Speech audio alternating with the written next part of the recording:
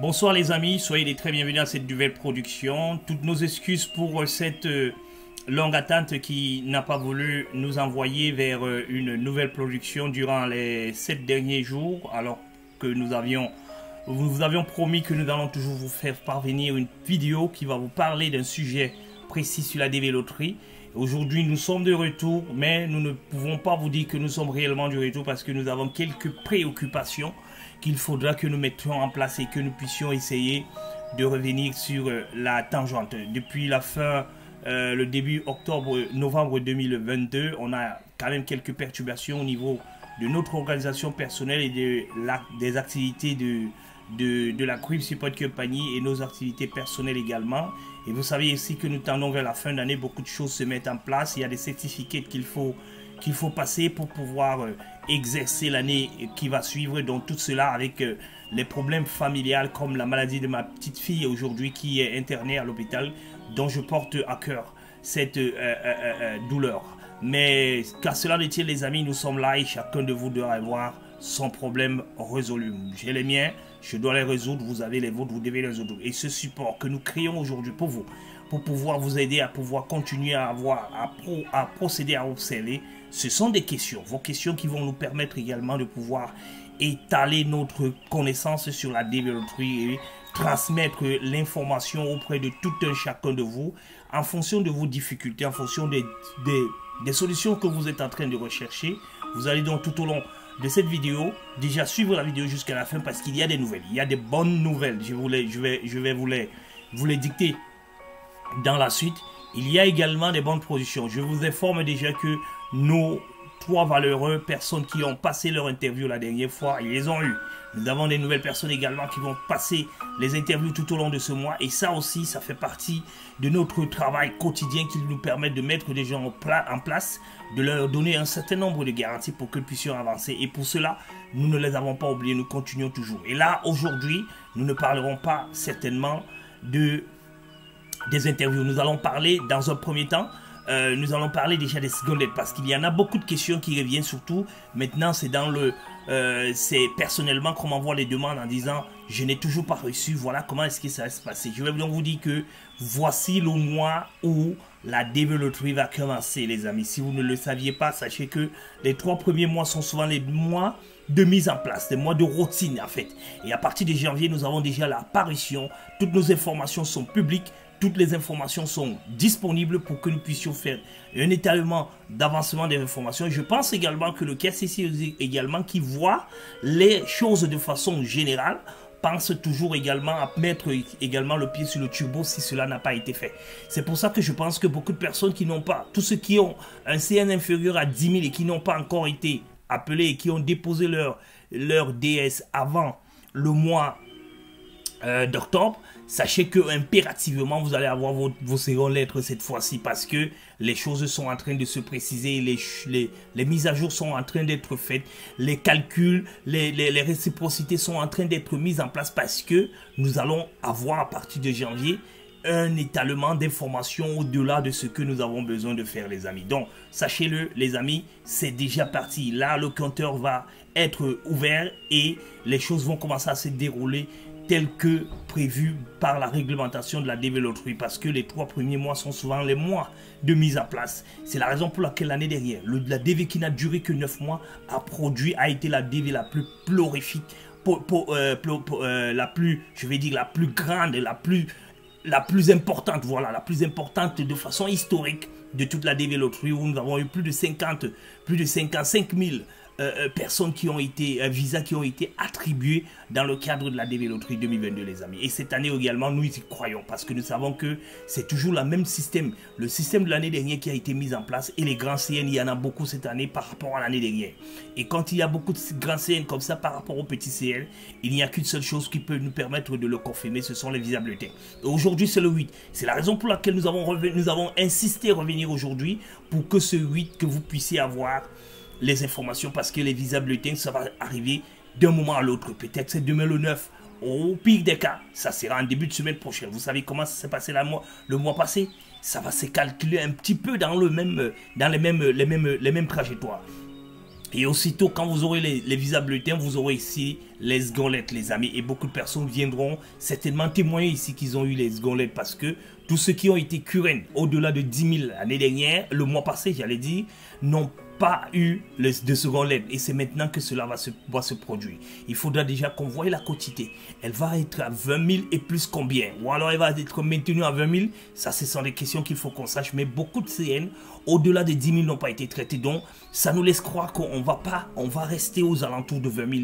Parce qu'on ne va pas continuer à creuser le fossé s'il n'y a pas eu beaucoup. Bien entendu, il n'y a pas beaucoup de CN qui sont entre 10 000 et 20 000. Ça, c'est vrai. Il y a les halls à ce niveau. Il y a beaucoup plus de halls que le nombre de CN. Mais nous attendons les visas bulletins. Nous attendons, je vais dire, les statistiques qui seront disponibles dans le CEAC le mois prochain, c'est-à-dire qu'en janvier. Et c'est ces éléments qui vont nous permettre de venir ici, de répondre à vos questions. Et surtout, à ceux qui sont clients de la Dream Support Company, pas à n'importe qui. Parce que si vous nous posez ces questions, c'est du travail que vous nous donnez. On ne sera pas à mesure de laisser ceux qui ont le droit pour qu'on puisse vous servir. Donc, on va vous balancer n'importe quel chiffre, on va vous dire n'importe quoi pour pouvoir nous débarrasser peut-être de vous.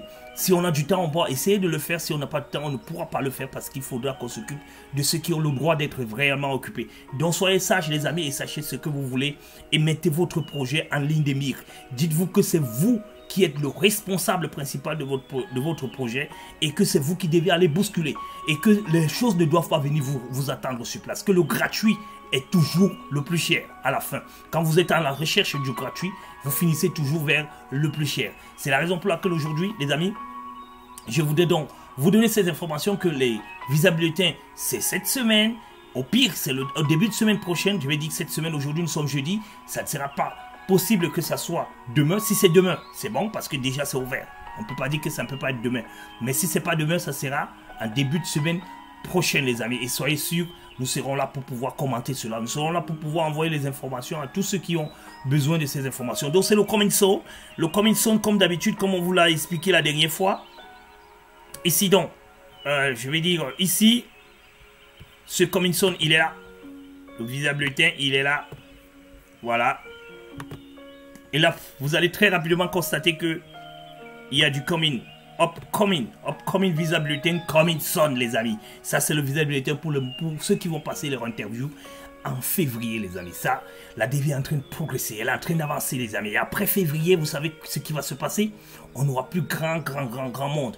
Et là, la DV va réellement commencer parce que dès qu'on va mettre le pied en janvier, ça sera déjà nous allons tendre déjà vers les 9 derniers mois.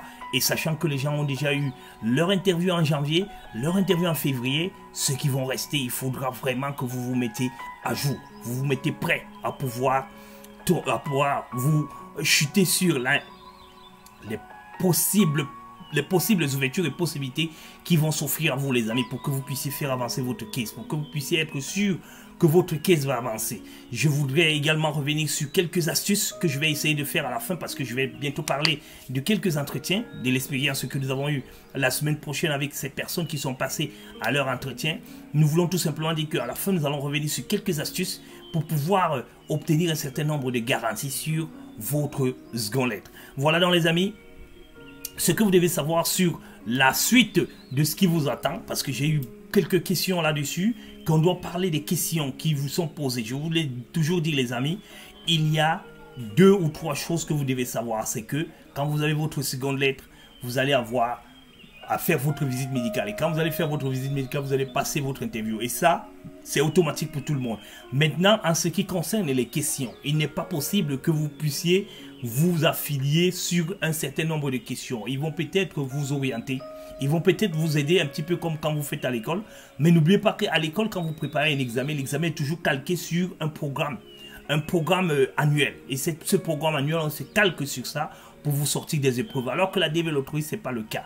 La DV Lottery, c'est votre situation à vous. Si votre situation est beaucoup plus internationale, on va vous intéresser sur votre cas à l'international. Si votre question est beaucoup plus sociale, on va s'intéresser dans des cas sociaux. Mais si vous pensez que vous allez avoir suffisamment de l'énergie pour pouvoir suivre l'ensemble des questions qui vous concernent, ou qui concernent vos cas, ou qui concernent tous les cas, ça aussi, ce n'est pas une mauvaise chose. Mais attention de vous égarer, parce que là où vous allez attendre que les questions viennent, les questions viendront peut-être dans un autre sens. C'est pour ça qu'il faut que vous restiez focus sur votre cas. qu'est-ce qui est bon dans mon dossier, qu'est-ce qui n'est pas bon dans mon dossier. Je vais par élimination, je me rassure que tous les éléments qui sont bons, ils sont là, et je me rassure que ce qui n'est pas bon, comment est-ce que je dois faire pour le corriger. Je vais prendre quelques exemples que nous avons rencontrés la semaine passée. Quand on a eu nos candidats qui sont passés, nous avons eu quelques difficultés. Par exemple, des personnes qui sont revenues nous dire que leurs questions, déjà, ils étaient préparés à un certain nombre de questionnements. Il y a eu un couple qui est passé, vous savez très bien ce que je vous l'avais bien dit. C'est beaucoup plus ce couple qui a été un petit peu, je vais dire, mis sous pression parce qu'ils n'avaient pas d'enfants. Ils n'avaient pas d'enfants, ils étaient juste un couple marié, deux, et qui avaient programmé leur mariage, qui avaient effectué leur mariage avant.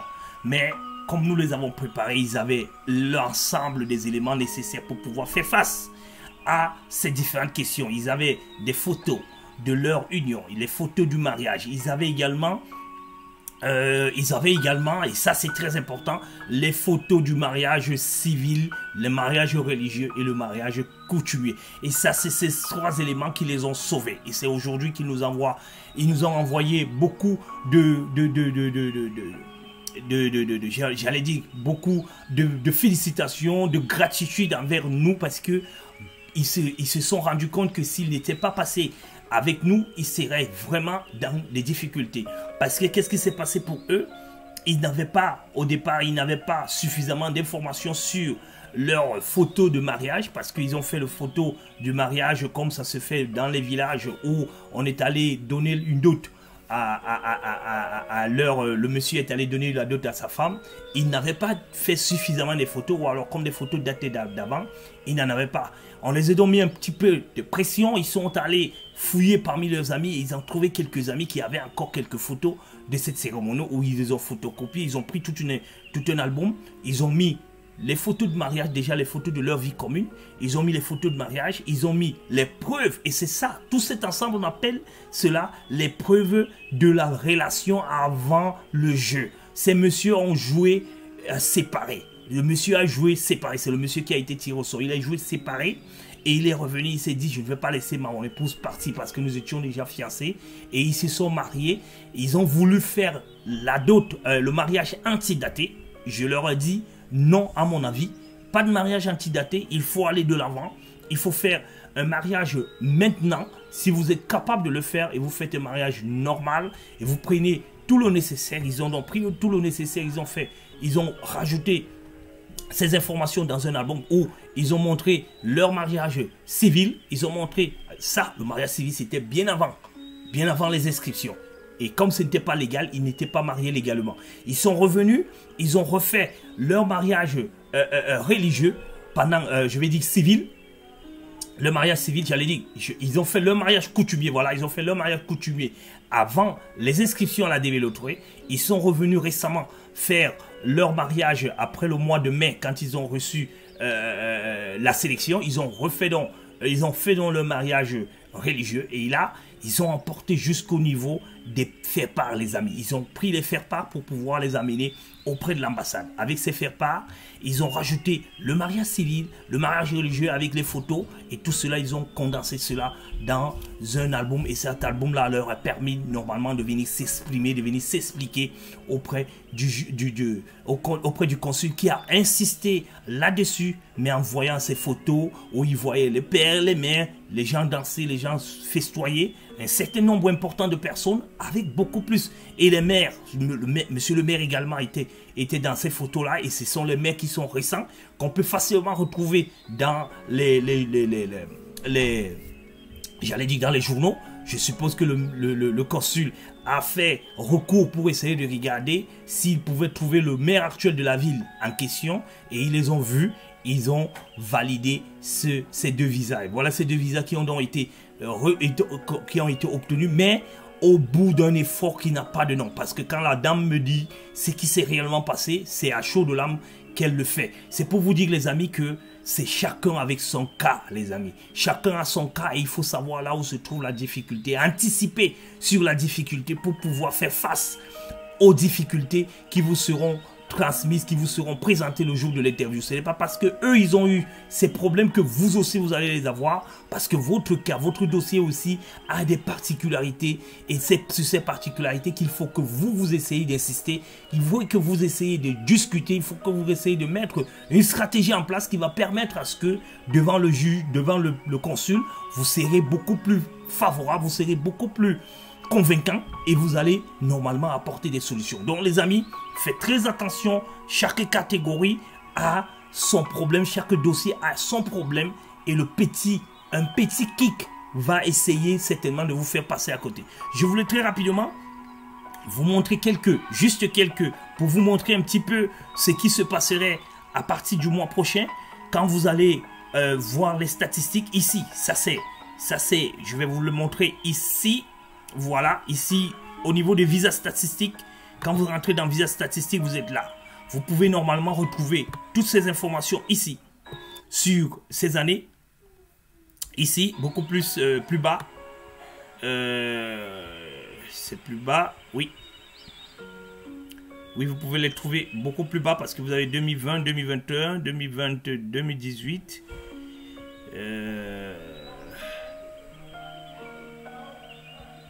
Voilà. Vous entrez ici au niveau de Monthly Immigration Visa. Ici, voilà. Alors, à ce niveau, vous avez donc toutes les années. 2018, 2019, 2020, 2021, 2022 et 2023. Voilà un petit peu ce que nous avons eu en octobre. Parce que là, ils ont juste présenté les mois d'octobre. Quand vous ouvrez donc ceci, vous trouvez sur le PDF qui vous donne le groupement des statistiques. Et ça, c'est toutes les visas. Les visas CR1, DV, ça c'est DV. Et ça, c'est par pays. Et les pays sont classés par ordre alphabétique. Je vais donc prendre nos amis du Togo. Ça, c'est nos premiers amis.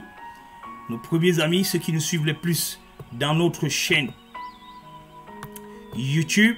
Ils sont prioritaires, comme je vous l'ai toujours dit. Et nous allons essayer d'analyser leur cas. Voilà. Nous sommes ici au Togo. Voilà. Au Togo, ici, vous avez donc le CR1. Je vais revenir plus tard pour vous donner ces explications parce que nous sommes sur la DV. C'est pour ça que nous allons nous arrêter sur la DV. Au Togo, les amis, vous qui me posez toujours la question de savoir que vous êtes très avancé, vous n'avez pas eu votre lettre. Comme je vous le dis toujours, au Togo, il y a 22 visas en octobre qui ont été accordés. 22 visas, c'est très peu, les amis. En octobre, s'il y a eu 22 visas en octobre et qu'il y a eu 22 visas peut-être en novembre, parce qu'en novembre, il n'y a pas encore les statistiques disponibles, on ne saurait pas si réellement ça va. Donc, c'est pour ça que je vous dis toujours que vos secondes lettres seront toujours en retard. Mais les choses vont se mettre en place. Comme nous sommes déjà en train de rentrer dans la nouvelle année 2023, les choses vont aller beaucoup plus vite. Donc, regardez très bien que vous êtes seulement à 22 000. Vous étiez seulement à 22 000 visas, à 22 visas accordés uniquement au Togo au mois d'octobre. Et là, il faudra que nous sachions ce qui s'est passé en novembre. Et voilà le mois de décembre qui vient de commencer où les visas sont encore en train d'être accordés. Sachez donc que beaucoup de personnes ne sont pas encore passées. C'est beaucoup plus ceux qui passent au Togo qui sont encore en attente de leur seconde lettre parce qu'il y a un frémissement à ce niveau-là. Mais regardez très bien. Il est important de regarder les autres visas. Vous allez voir très bien que cette ambassade utilise beaucoup plus d'autres seuils. Vous voyez très bien que la IR5, la IR2, la IR1, il y a quand même des visas comme la FX qui est à 30, la IRF1 qui est à 12 et la IRF2 qui est à 20. Vous voyez très bien que c'est une ambassade qui est quand même en train d'être beaucoup plus utilisée et cette étude est beaucoup plus orientée vers un succès. Et là, ce n'est que le mois d'octobre. Pour toutes ces catégories de visas, ce n'est que le mois d'octobre. C'est la raison pour laquelle on peut dire que les secondes lettres tardent un petit peu parce qu'il y a beaucoup de sollicitations dans ces visas en ce moment-ci. Les amis, ce sont ces informations que je tenais à vous donner aujourd'hui pour vous dire que ne vous inquiétez pas pour vos secondes lettres. Elles sont déjà en train de venir. Et ça, vous allez les voir dans les prochains jours, dans les prochains mois qui vont venir parce que la vanne va s'ouvrir. Quand cette vanne-là va s'ouvrir, elle sera capable de pouvoir s'orienter et pouvoir diffuser un certain nombre d'informations devant vous, devant tout le monde. Et maintenant, je voudrais donc vous dire tout de suite, les amis, soyez tous connectés parce que nous sommes revenus parce que nous savons que les secondes lettres arrivent le Visa Bulletin arrive et là, nous devons être là pour pouvoir les commenter avec vous. Malgré toutes les péripéties de la vie, nous serons toujours là pour essayer de vous accompagner, pour essayer de vous amener et pour essayer de vous mettre toujours, de vous maintenir toujours sur le chemin qui mène vers le Visa Bulletin. Ils sont nombreux déjà qui nous ont contactés pour la deuxième partie, c'est-à-dire l'intégration ici. Nous sommes donc en train de travailler également pour pouvoir commencer à les recevoir petit à petit par ici, parce que nous avons déjà la logistique nécessaire pour cela. Nous sommes en train de vouloir voir comment on va acheter une seconde voiture qui va faire le transport pour amener des gens au travail, le transport pour prendre des gens à l'aéroport et les mettre chez eux, et les transports pour pouvoir faire tous les mouvements que vous allez pouvoir voir, et prendre également un employé qui va jouer le rôle de ces navettes-là, de chauffeur de ces navettes-là, à qui nous allons donner suffisamment de moyens. Et ça, c'est la Group Support Company qui est en train de mettre le feu sur le pétrole sur le feu pour qu'il y ait feu d'artifice. Bonsoir et bonne fin de week-end. Bon début de week-end à tous et à bientôt.